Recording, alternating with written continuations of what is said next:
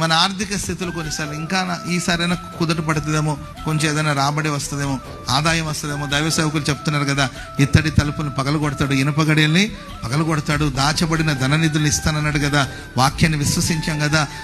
Financial స్టేటస్లో ఏదైనా మార్పు వస్తుందేమో అని ఎదురు చూసి మరింత ఊబిలో కూరుకుపోవడమే తప్ప ఆ పరిస్థితి నుండి బయటకు వచ్చే మార్గం కనబడని పరిస్థితి. ఈ సంవత్సరమైన మార్పు వస్తుందేమో అని ఎదురు చూసి నిరీక్షణ లేని స్థితిలో ఒకవేళ నీవు ఉన్నామేమో.